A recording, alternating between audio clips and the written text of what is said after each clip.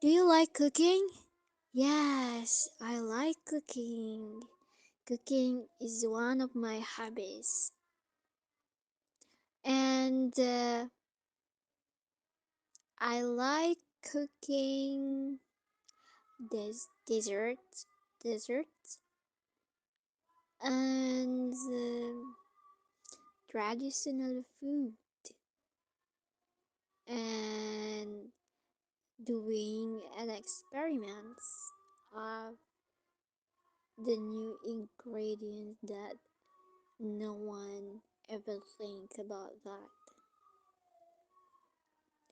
Do you think cooking is important? Yes, I think cooking is important because cooking is one of the skill that we human should have to survive in this life. Does your mom cook by herself? Yes, my mom cook by herself. She is a very independent woman and she teach us to be independent, to be able to cook at least for ourselves. What is the best food from your mom?